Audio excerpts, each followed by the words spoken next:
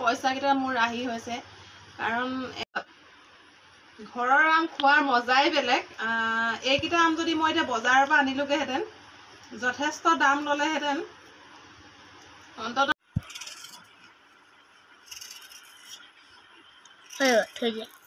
আম এপাতমান খাই লওঁ দেই আজি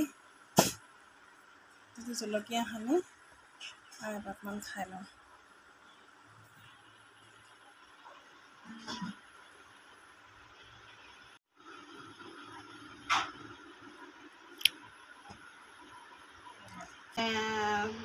প্ৰায় বজাৰৰ পৰা আম কিনি অনা হয় আগতে ল'ৰা ছোৱালীয়ে আম খাই খুব ভাল পায় চাব আপোনালোকে অকণমান আমাৰ ঘৰৰ আম হয় অকণমানো পোক নাই চাওক এয়া চাওক আপোনালোকে এয়া চাওক অকণমানো পোক নাই সঁচাকৈয়ে মই জলকীয়া সেই ঘৰৰে জলকীয়া আনি লৈছোঁ এইকেইটা এতিয়া দিম ইয়াত জলকীয়া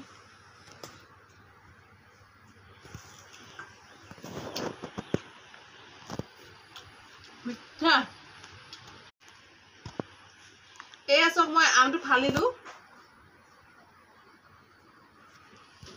এয়া চাওক আমটো ফালিলোঁ অকণমানো পোক নাই সঁচাকৈ আমাৰ ঘৰৰ এবাৰ প্ৰথম নতুনকৈ আম লাগিছে সঁচাকৈ আমজোপা বহুত ভাল খাবলৈ বহুত টেষ্টি হয় বহুত ধুনীয়া চেণ্ট এটা কৰে মিঠা হয় আৰু অকণমানো পোক বোলা বস্তুটো অকণো নায়েই মানে বাগানৰ মাজে প্ৰথম লাগিছে আমাৰ ঘৰত আম আগতে আমাৰ ঘৰত আম নাছিলে কিনি কিনি খাওঁ এইবাৰ কিন্তু ধুনীয়া ধুনীয়া আম লাগিছে আমাৰ ঘৰত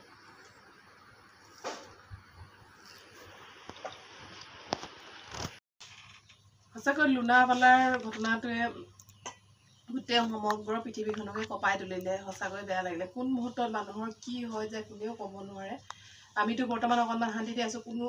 চাগে ক'ৰবাত বৰফে গলিছে নেকি বৰফ গলিলে এনেকৈ হঠাতে পানীটো হয় নহ'লেও জানো বান এৰিলে ইমান পটককৈ হয়তো ইমান সোনকালে পানীটো নাহে বা এলাৰ্ট কৰে চৰকাৰে যে বান এৰি দিয়া হৈছে সাৱধান হ'বলৈ কাৰণে এনাউন্স কৰে কিন্তু এবাৰ হঠাতে লোনাৱালা ঘটনাটোৱে প্ৰমাণ কৰে যে হঠাতে পানী আহি গ'ল সেইকাৰণে ধাৰণা কৰা হৈছে যে বৰফে গলিছে চাগে